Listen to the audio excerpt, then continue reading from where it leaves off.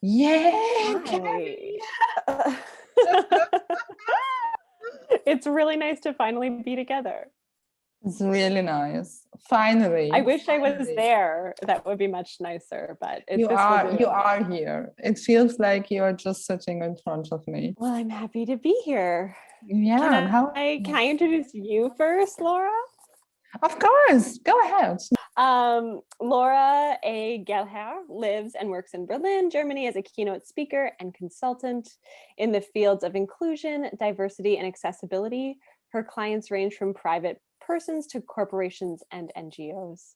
Laura came to Berlin following her heart and a job at a psychiatric hospital in 2008, following her graduation from the Radboud University of, I'm going to mispronounce this, Nijmegen in the Netherlands. Nijmegen.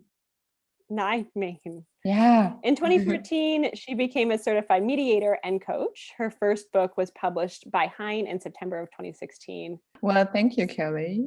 So I'm so honored to be here with you today, finally. And I'm so honored to introduce you. I'm here today with Kaleigh Trace, a queer disabled femme from Canada's East Coast, the traditional territory of the Mi'kmaq people. And Kaleigh currently works as a couples therapist, and prior to this, spent 8 years working in a feminist sex shop. Kaleigh loves talking about the sticky stuff in life, like love and sex, conflict, shame, and that stuff. Also, and this is why we are here today, she wrote a book about all of this. And it is called Hot, Wet, and Shaking: How I Learned to Talk About Sex, which she is, I hope, maybe so proud to have published in Germany with Orlanda Publishing House. And this is the book I am talking about. And also, Orlanda Publishing House is our host today. Kaleigh, when I was reading your book, I was pretty much like eyeing and umming my way through your book. And not only I could relate to many sexual aspects, but pretty much because of the belief, and I need to quote a sentence now out of your book, that the most beautiful part of residing in difference is that you get to reconstruct everything we are told is true and build for yourself a way of being that fits for you. That was one of many, many sentences and thoughts and ideas I could relate to. So thank you for that. Also, you are going to read a part of your book. I don't know which one. Yeah. Okay, I will have to read in English because yes, that's my only language. But I'm so excited. It's such an incredible, exciting thing to have a book published in another language, especially a language I don't speak. It feels so surreal. And I'm so excited. So thank you so much for allowing me this space to talk about this book. And Laura, so this book, which in English looks like this, I wrote in English in 2013, and now it's 2021. Oh, yeah. So I haven't revisited it in a while, and I didn't recall that quote that you started us with, Laura. Okay. And it was really nice to hear you say it. Thank you. It's such a nice context for why I wrote this book and what it means to me. Yeah, so this is the book in English, and this is the book in German. I wrote the book in English when I was 26, okay. And I wrote it, I had been working in sex education for, I think, like quite a few years when I decided to write the book, and I kept finding that so much sex education didn't really fit for my body as a disabled woman. And I was really longing to read and be in relationship with other disabled women and people. And so writing this book was a little bit of an act of like longing, actually, I would say, an act of longing for community and connection. And it feels really cool that it's made it this far. So I'll just read a small part of the book. In English, this chapter is called Fresh Faced and Orgasm Free. And it's about being somebody who teaches about sex, but really struggling to figure out how to have an orgasm myself. And the chapter is all about me exploring what it means to have an orgasm and what that would feel like, and how could my different body even do that. So I'll just read a small section of that. So this is me. The context here is that I'm trying to figure out why I can't orgasm, and I'm exploring like what's wrong. But there is something more to it than these simple shortcomings. Something else was not fitting quite right. There was some sort of larger structural issue at play. It took me a while, but eventually I was able to pinpoint it. The problem was that none of the stuff made room for my disability. Every sex expert, masturbating master, and intimacy theorist whose writing I was reading was operating under the assumption that I, the reader, was able-bodied. Simply move your fingers in rapid circular motions around the clitoris, the author would write, presuming that moving my fingers was simple. The clitoris will swell and protrude when stimulated. The accounts didn't take into consideration that perhaps not every clitoris was gonna swell. You should feel your vagina contract, stated another book. But could my vagina contract? What muscles made it contract? Could those muscles be affected by my disability? And what would those contractions feel like? The assumption of able-bodiedness meant that almost all of the informative orgasm guides I was reading left me with more questions. None of these books were speaking to my experience. It occurred to me that perhaps I had yet to learn my way of coming because all the step-by-step methods I was reading, all the porn that I had watched, and all the sex that I had had thus far had not considered my disability. Everything I had read, watched, and done had been about being able-bodied, something that I was just not, and I didn't really want to be. It reminded me of the way that I had been taught to stand up out of a chair. All the doctors and rehabilitation experts would tell me not to use my strong arms to pull myself upright. They would encourage me to practice engaging my core, use my quads, rely on my ankles. This was the correct way of standing up. But the abilities of my core, quads, and ankles have always been pretty dubious. They're not my strongest assets, while my biceps have always been highly overdeveloped. I had long ago stopped listening to all the specialists. I was really happy using my arms to pull myself up off the couch or the kitchen chair. When they all described to me the correct way of doing something, they were using correct as synonymous with able-bodied. But my disabled way of moving worked just fine for me, and I wasn't interested in rehabilitating myself so that I could better conform to a normative way of being. I loved my difference. I believed and still believe that the most beautiful part of residing in difference is that you get to reconstruct everything we are told is truth and build for yourself a way of being that fits for you. The way I stand up with my arms is fabulous. The way I carry things in my teeth rather than my hands is magnificent. And the way I drag my feet is spectacular. Each of these movements collide and create a way of moving through the world that is the most efficient for me. I had learned to disregard therapists who had tried to correct me and ignore anyone who described a proper way of doing something. I decided to apply this attitude to fucking myself.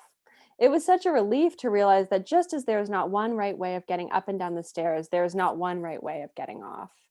I approached my newfound masturbatory practice with this as my mantra.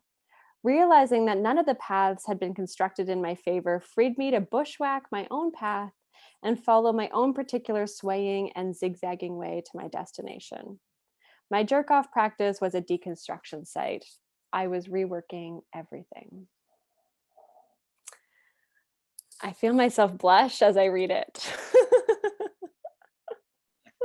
It's such an intimate thing. Oh gosh, yeah. Brilliant. I can relate to that. So Laura, can I ask you a question about your own writing? of course. Did you write about, because I haven't read your book because it's only in German, did you write about your own sex life and struggles with figuring out orgasm in your book? No, I didn't get that intimate, but of course, the book is also, or my book is also about dating and finding love and conflict, and also pretty much shame and ableism and all that kind of stuff. But one experience, I guess, which is pretty focused also in the book itself, is when it came to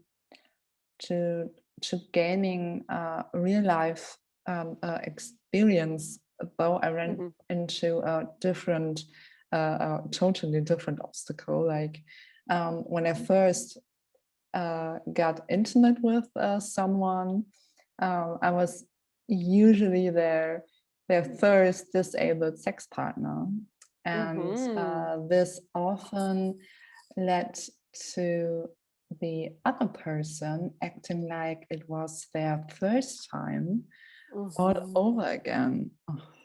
And that was quite exhausting. So this is that was quite an experience through my book. Yeah, always being a teacher. Of course, yes. And always being not only a teacher, but always being like an entertainer, you know, and an explainer. And yeah, this is quite exhausting. Yeah. But do you have any other funny stories about dating while disabled you want to share? Yeah. This book is sort of full of funny mishaps I've experienced while disabled and trying to date. And I think, I imagine you have the same experience. It can be so absurd. So many silly and strange things happen. And I could either cry about it, and sometimes I do, or I could try to joke about it. And sometimes I do that too, because it's full of mishaps. So in this book, I also wrote about, or I guess I should hold up this book. I also wrote about having a lot of bladder problems. Part of being disabled for me means that I have to pee all the time, and have certainly peed in undesirable and inappropriate moments while trying to have sex with other people. So that's something that definitely happens to me, and used to happen to me a lot while I was dating. Things with my body, or just like bathroom stuff, I think really is a thing for disabled people, especially, I don't know about how it is in Berlin, but where I live in Toronto, bathrooms are totally inaccessible. They're always in a basement in Toronto. And so if you're going on a date to begin with, you kind of have to presume you're not going to be able to access a bathroom, which is a really absurd thing that we have to navigate, but it's the way it is. So bathroom stuff always comes up when I'm trying to figure out dating. I can relate to that too, but not only when it comes to dating, but also when it comes to just hanging with your friends, like getting a drink or visiting a restaurant or something. It's always about organizing stuff. So much organizing, so much planning has to go into just going out in the world. It is. It makes me think we, as in those of us who are disabled, should be in just like higher positions of power, because we are so on top of our shit.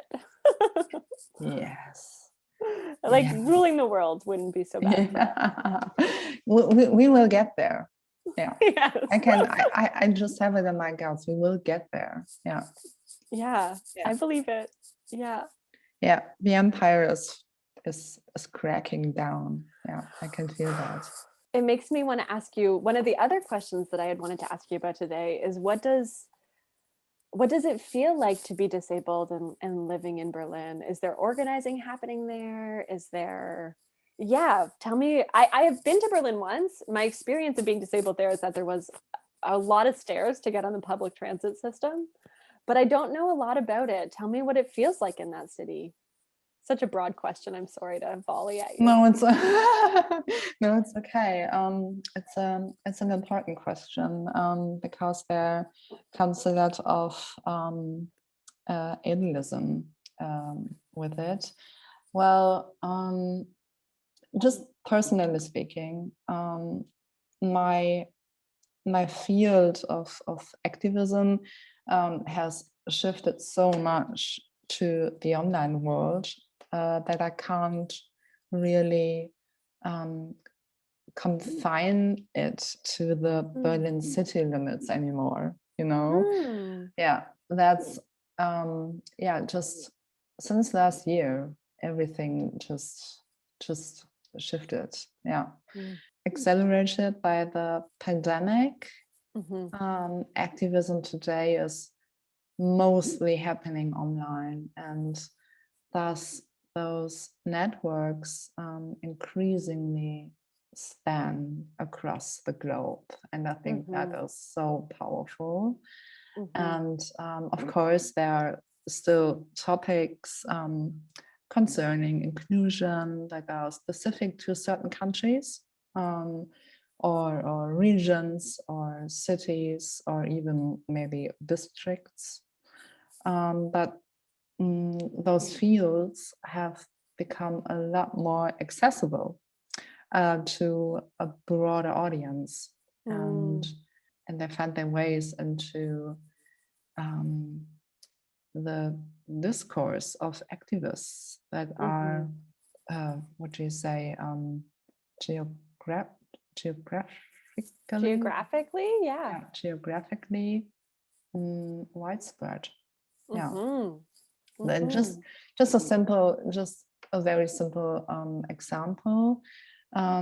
During the first wave of Corona, brought with it a huge debate about ethical questions such as triage in Germany. If that's triage yes for you. Yeah. And also in UK and in the US and just among others.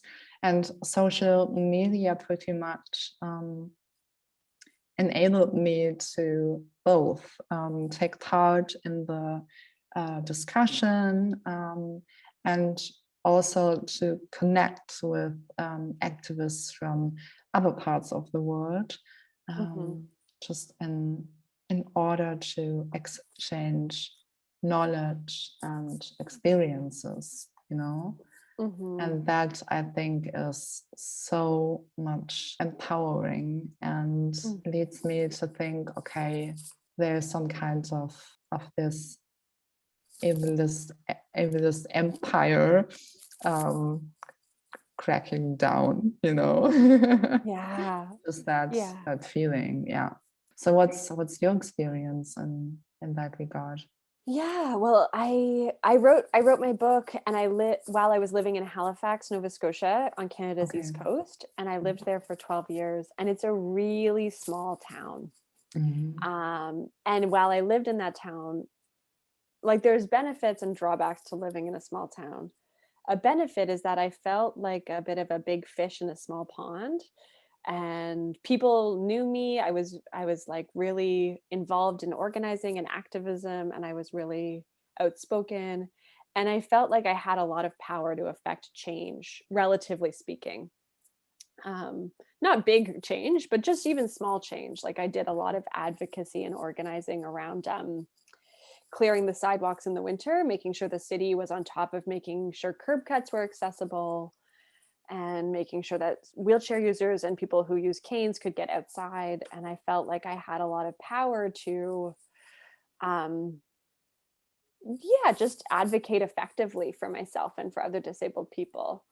The drawback, though, of living in that small town is that I felt hyper visible all the time. Like as soon as I left my house, I could feel everybody looking at me because my body is so visible and I look so different. 5 years ago, I moved to Toronto, which is Canada's largest city. And in this city, I feel so invisible. People don't look at me. There's differences everywhere in Toronto. There's all kinds of ways of being. And sure, some people look at me sometimes, but I have way more invisibility, which is sometimes feels really nice to be able to go outside and just walk to the store and get my ice cream without somebody saying like, hey, what's wrong with you? Let me help you. I'll just all that kind of stuff. I feel really removed from it in a way that I didn't when I lived in a smaller town. But the drawback of living in Toronto is that I also feel like I'm one in a million and nobody cares if I complain about something. And so I often feel like the ableism I experience in Toronto is less individual, like less individual people are saying to me, what's wrong with you? But is much more systemic. Like I can't access a bathroom in any restaurant and I have no recourse for changing that. It feels like I don't know who to talk to. And I don't know how to organize very well. And I know that in Toronto, really cool activism is happening. And I know that there are other disabled people here making great change, but I don't always know where to find them. It's such a big city and I'm relatively new still, 4 years, I guess. Yeah. Do you use a social media like Twitter, Instagram, LinkedIn, something like that? I do. Yeah, I do use social media. Yeah. But a complicated and funny change in my life is that I am now a therapist. I'm a couples therapist. Yeah. And I like to have more privacy than I used to need when I was 26 and writing about how I orgasm. I no longer want to be doing that because I don't want my clients to have to know that about me. I mean, I'm not embarrassed. They can know that about me, but my relationship with my clients is all about them and not about me. And so I'm a lot more private than I used to be, which also means that I'm not as involved in activism as I used to be because I'm quieter online than I once was. Yeah. Yeah. And you don't have to necessarily tweet about orgasms. You know? It's true. There are lots of opportunities. Yeah. That's true. So, yeah. I can relate to that. I think that social media is so powerful and such a powerful tool to get your ideas spread and your thoughts and your just the way you judge things and stand up for your rights. Like that is so powerful in my experience. And this is my room for activism pretty much. Yeah. Yeah. So speaking about, activism and disability and what it means, I wrote a lot in this book about what I love about being disabled, because so infrequently do I ever see that portrayed. Disability is always portrayed as so pitiful.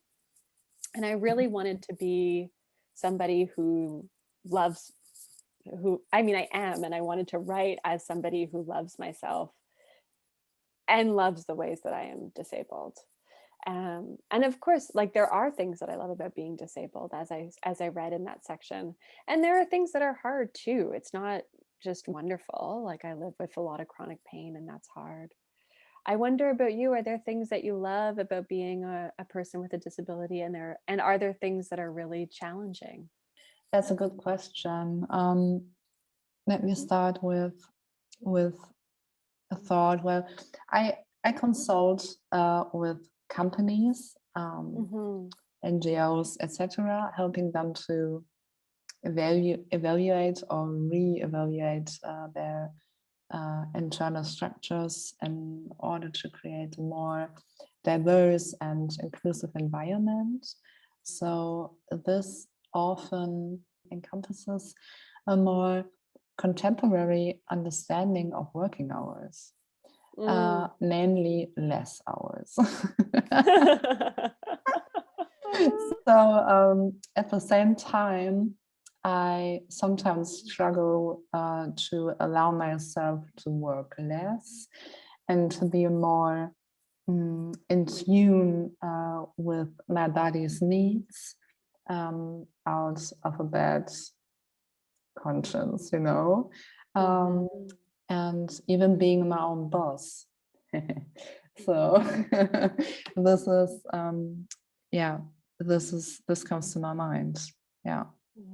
Immediately, just figuring out what your needs are and where your strength lies, and to find a balance between that. I really like that answer. It makes me think about, and maybe this is a little bit of a totalizing language, but it makes me think about how disability and disabled bodies can be kind of inherently anti-capitalist, because we're not designed for production in that way, and thank God capitalism is crumbling. So nice to live in bodies that demand we don't conform to that kind of destructive productivity. Well, our host, Orlanda Publishing House, has also prepared some questions for us. And yesterday, I received some of those questions in my mailbox, and I have them here on cards. Oh, great. Oh, beautiful. Yeah. So there are, I don't know, just like 20 to 30 cards in my hands right now, and with questions on it. And if you don't mind, I ask you some. Okay. Okay, so the first question, oh my gosh. Kaleigh, describe your first kiss with one word. Yes.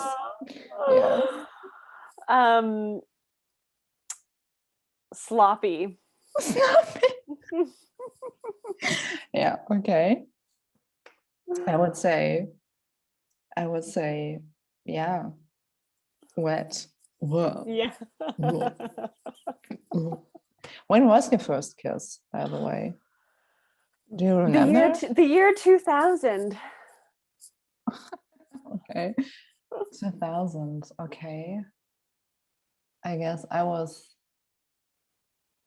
17 or 16. Yeah, pretty late.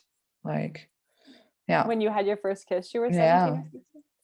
Yeah, when I had my first kiss. Yeah, I was very picky, which is good. Which is good. So, what is your biggest pet peeve? Oh, I don't know. I'm pretty flexible as a person.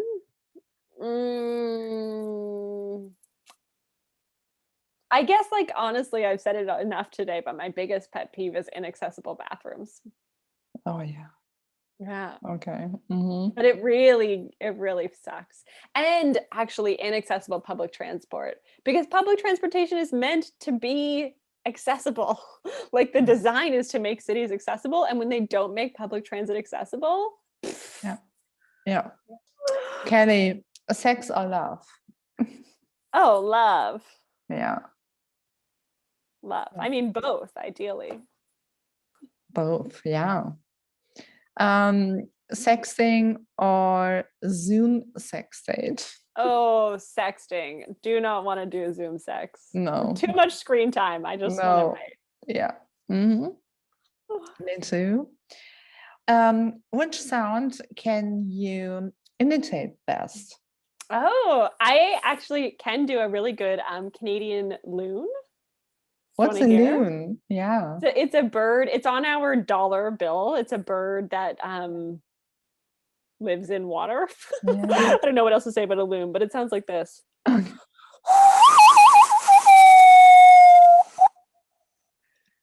Pretty good, eh? Oh my God. I hope I didn't hurt your ears. I'm sorry. It was like flying around my head.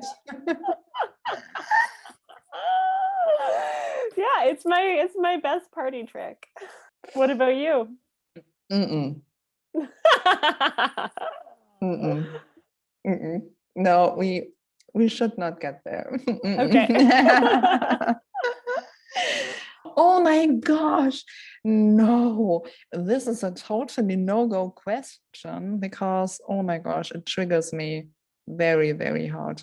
So, does a toilet paper roll have to roll forward or backwards? To be honest, I mean, I would prefer that it roll forward. Of course. Okay, we stop there. No.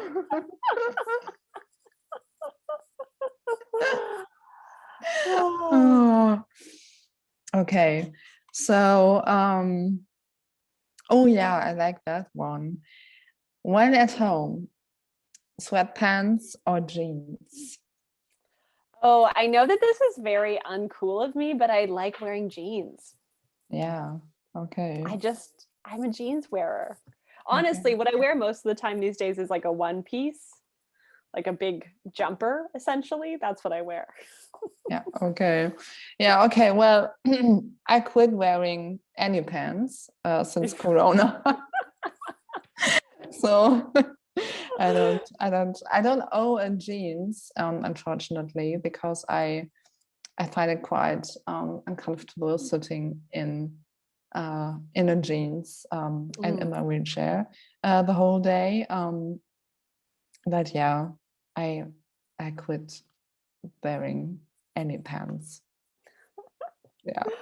Good policy. Nobody can tell anyway. Right. Nobody knows. You can't even tell if I'm wearing any pants now. I have no idea. I assume you're not. Yeah, maybe. Okay. One last question. Oh yeah, that's an easy one. 1 year without sex or 1 year without your phone? 1 year without my phone. Really? No. I mean, I could live a year without sex for sure. I'm so sick of my phone. An excuse to not have it would be lovely. Okay, well, I'm addicted to my phone, so no. And I work with my phone like every day. So I would go with 1 year without sex. Definitely. I understand. It's a hard decision. No.